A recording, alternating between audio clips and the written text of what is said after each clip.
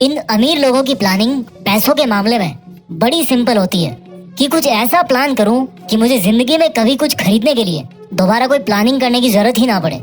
ये होती है इनकी बेहतरीन प्लानिंग। कोई चीज पसंद आई, खरीदना है, खड़े खड़े डील कर दो।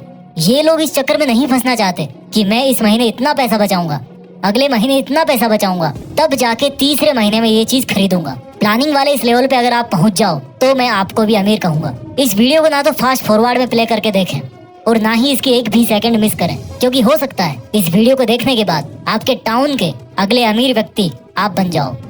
गरीब इंसान नहीं बल्कि गरीब उसकी सोच होती है, इसलिए मैं गरीबों को गरीब नहीं बल्कि गरीब सोच वाले लोग बोलूंगा।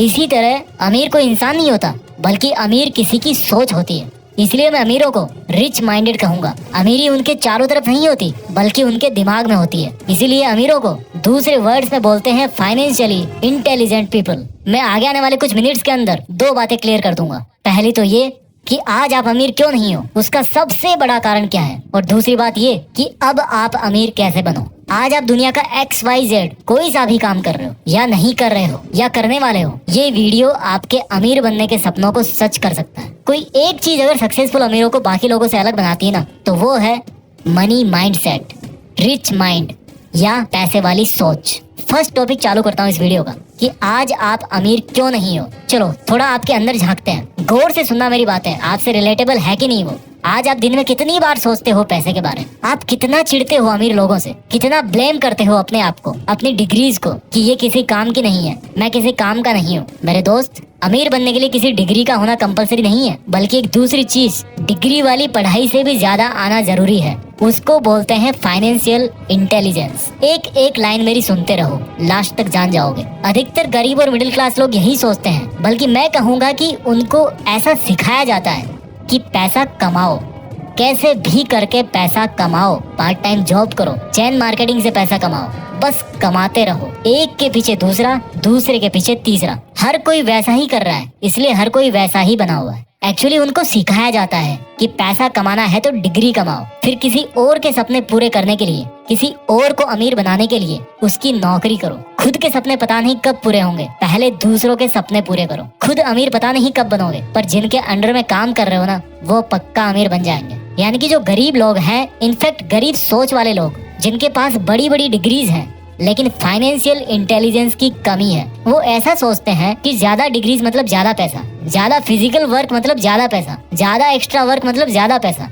अब इन्हीं लोगों में से कुछ और लोगों की बातें करते हैं, वो लोग जो आज अच्छी खासी इज्जत वाली नौकरी कर रहे हैं या वो जॉब कर रहे हैं जिसका ट्रेंड है अपनी सोसाइटी में, या मजबूरी में भी कर रहे होंगे, लेकिन अच्छे खासे पढ़े लिखे हैं और पैसा भी अच्छा कमा लेते हैं, लेकिन फिर भी वो अमीर नहीं बन पाते। उनका नॉर्मली माइंडसेट कैसा होता है उसके बारे में आपको बताता हूँ। वो पैसा तो कमाते हैं लेकिन ऐसा सोचते हैं कि अमीर बनना है तो जितना खर्चा बचा सकते हो उतना खर्चा बचाओ। मुझे समझ में नहीं आता कि केवल खर्चा बचा करके कोई अमीर बन सकता है क्या? अगर आपको अंबानी साहब ने 1 करोड़ रुपया दे दिया, मान लो कि ले यार क्या पैसा वैसा करता रहता है, ये ले 1 करोड़ रुपए और जा बन जा अमीर, और उन्होंने आपको 1 करोड़ का सूटकेस हाथ में थमा दिया। अब आप तो दुनिया की तरह एक के पीछे एक भेड़ चाल में फंसे हुए हो कि भाई पैसा बचाओ और अमीर बन जाओ। आपने वो सूटकेस ऐसा का ऐसा रख दिया और 10 साल तक सोचते रहे कि मैं तो अमीर हूँ, मेरे पास 1 करोड़ रुपए हैं। अभी भी मेरी बात मान जाओ, केवल हार्ड वर्क करके पैसा बचाने से कोई अमीर नहीं बनता। एक महंगाई नाम की चीज होती है जो ये डिसाइड करती है कि आपके पास जितने पैसे हैं उनकी आज के टाइम में क्या वैल्यू है। जो चीज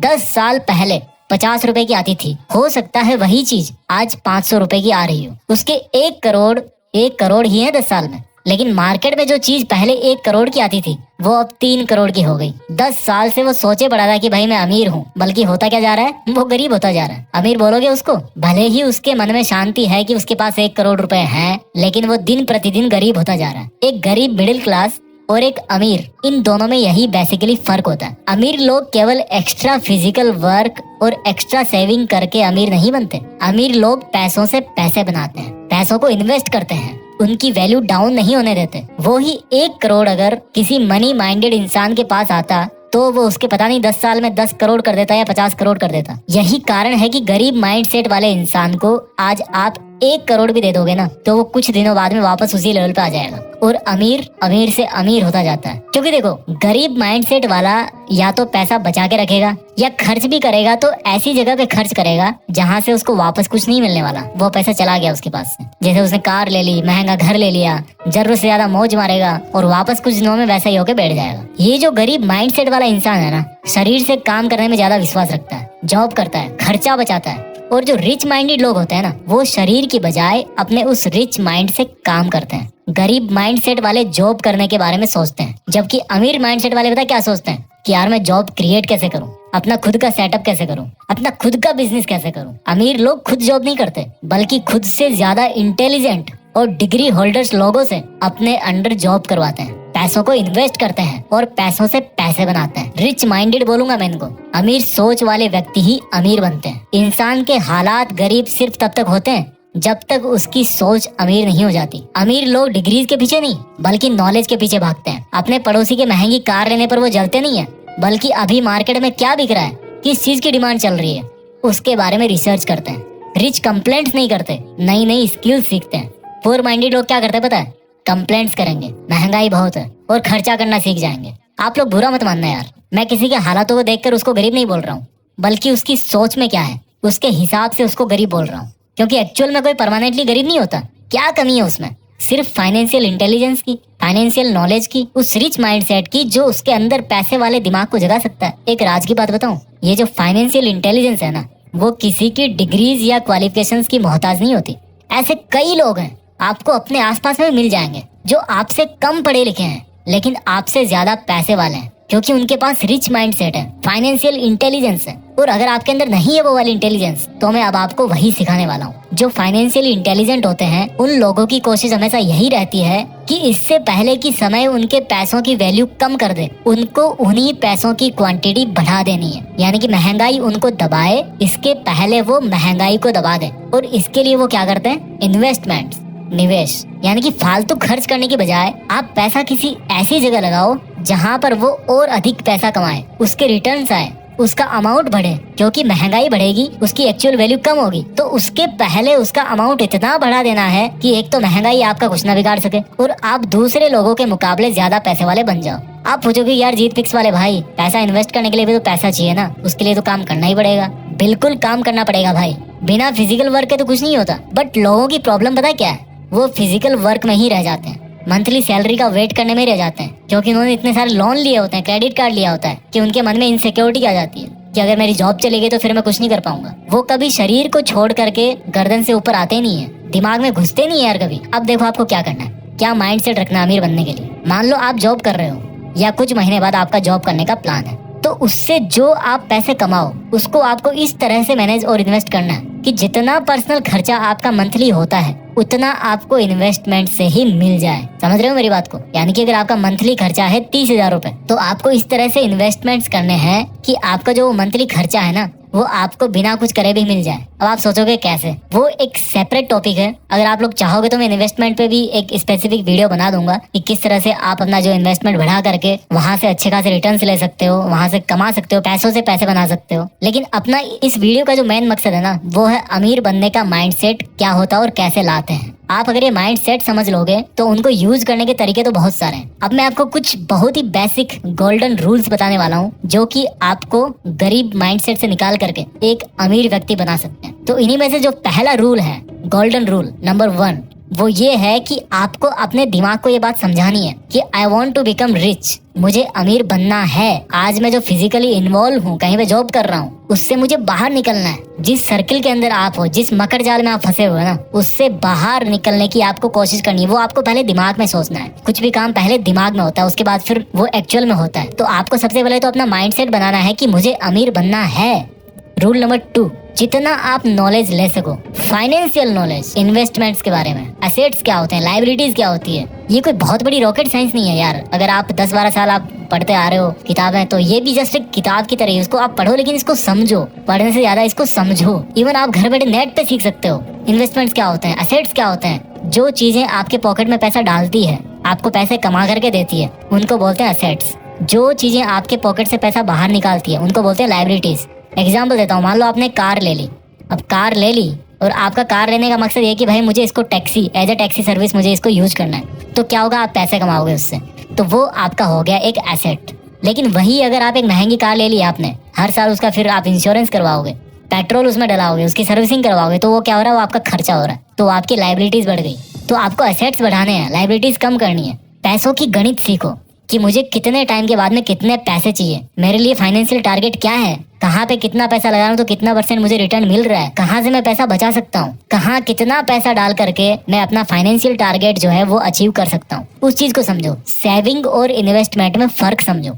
रूल नंबर 3, जब भी आप शॉपिंग करते हो ना, तो यार जो डिसीजंस जो होते हैं ना, वो सोच समझ के लो। कहीं आप कोई ऐसी चीज तो नहीं खरीद रहे हो जो आपको बार बार फिर से खर्चे करवाने वाली है। मीन्स आपकी लाइबिलिटीज, यानी कि आपने देखा कि आपके पड़ोसी ने एसी लगा रखा घर में, एक कार ले रखी है, तो आप क्या करोगे, यार मैं भी ले लेता हूँ। इन सब चीजों को खरीदने से कोई अमीर नहीं बनता। जो अमीर लोग होते हैं वो एसेट्स खरीदते हैं। उनका जो शॉपिंग डिसीजन होता है वो होता है कि मैं एसेट्स कैसे खरीदूं। तो वो क्या करते हैं, कहीं पे जमीन ले लेंगे, कहीं पे रेंटल प्रॉपर्टी ले लेंगे, कहीं पे बिजनेस पार्टनर बन जाएंगे, कुछ मशीनरी वो खरीद लेंगे, उसको किराए पे दे देंगे। तो यहाँ से वो क्या करते हैं, रेवेन्यू जनरेट करते हैं और फिर उसी को अगेन इन्वेस्ट कर देते हैं।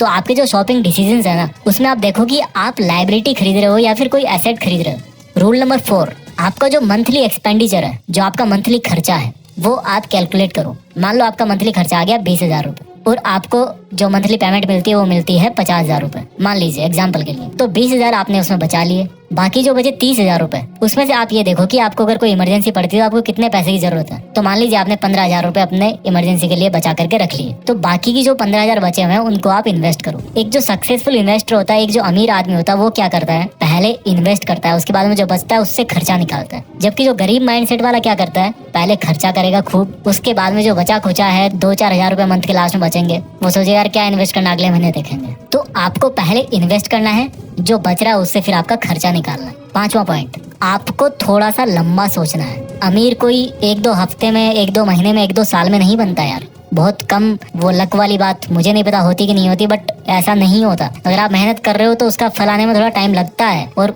अगर आप अमीर बनने की बात कर रहे हो तो मैं आपको कहूंगा कि 10 साल मिनिमम है। तो आप 10 साल आगे का सोचो, आज आप जो काम कर रहे हो उसका 10 साल बाद में क्या रिजल्ट आने वाला है। इससे क्या होगा, आप एक तो सोच समझ के कदम उठाओगे कि यार अगर आज मैंने कुछ गलत काम किया तो उसका बाद में रिजल्ट क्या होगा, ये तो मतलब खराब ही होता जाएगा ना, बिगड़ता ही जाएगा मेरा काम तो। और 10 साल का अगर आप प्लान करोगे तो क्या होगा कि अगर आपके डिसीजन गलत भी हो गए, आपके फाइनेंशियल डिसीजन गलत भी हो गए, तो आपके पास में टाइम है कि मैं उनको सही साबित कर सकता हूँ। 6ठा रूल है कि आपको रिस्क लेना पड़ेगा, बिना रिस्क लिए कुछ नहीं मिलता। एक सक्सेसफुल इन्वेस्टर ने कहा है कि आप रिस्क को खत्म नहीं कर सकते, आप उसको सिर्फ मैनेज कर सकते हो। आपको सक्सेसफुल बनने के लिए, आपको अमीर बनने के लिए, जहाँ पर आप पैसे इन्वेस्ट कर रहे हो वहां पर आपको रिस्क लेना पड़ेगा, लेकिन आपको उस रिस्क को मैनेज करना आना चाहिए। फॉर एग्जाम्पल, मान लीजिए आपने कहीं पे इन्वेस्ट कर दिया, आपका बिजनेस घाटे में है, तो आपको सर्वाइव करने के लिए आपके पास में एक इमरजेंसी फंड होना चाहिए, आपकी एक प्लानिंग होनी चाहिए। तो अगर उस टाइम पर आपका इन्वेस्टमेंट रिस्क पे है तो आप उस पैसे से काम निकाल सकते हो, आपकी हालत खराब नहीं होगी। तो ये बेसिक से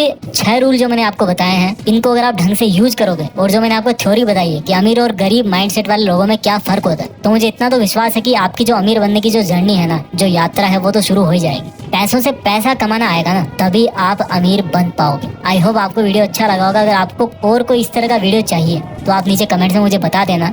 इसके साथ साथ एक और चीज मैं आपको बताऊंगा कि अगर आप एक सक्सेसफुल यूट्यूबर बनना चाहते हैं, आप वीडियोस बना रहे हैं लेकिन आपकी वीडियो पे व्यूज नहीं आ रहे हैं, आपका चैनल ग्रो नहीं हो रहा, तो मैंने एक ई बुक लिखी है आप लोगों के लिए। उस ई बुक में मैंने 101 टिप्स बताए हैं जिनसे आप अपने YouTube चैनल को ग्रो कर सकते हो। इवन जो मैंने जीतफिक्स को ग्रो करने में जो टेक्निक्स काम में लिए हैं, जो ट्रिक्स यूज किए हैं, वो जो नॉलेज है वो मैं आपके साथ में शेयर करना चाहता हूँ। काफी लोग मुझे बोलते हैं, तो मैंने काफी टाइम लेकर के एक ई बुक लिखी, उसमें ध्यान से मैंने वो सब चीजें लिखी जो मैंने यूज करी है, और जो कुछ भी उसमें गलत नहीं है, कुछ भी इलीगल नहीं है कि आपका चैनल खतरे में होगा, ऐसा कुछ नहीं है। सब्जेक्टेड टू उस टाइम पे क्या टर्म्स और कंडीशन होती है यूट्यूब की। तो अगर आप अपने यूट्यूब चैनल को ग्रो करना चाहते हो तो मैंने इस वीडियो के डिस्क्रिप्शन में एक लिंक दे रखी है, वो आपके लिए अवेलेबल है, आप उसको ले सकते हो। मैं मिलता हूँ आपसे अगले वीडियो में। आप स्वस्थ रहिए, आगे बढ़ते रहिए और अपना ख्याल रखिए।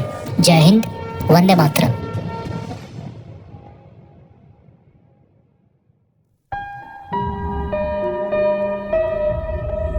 जीत फिक्स।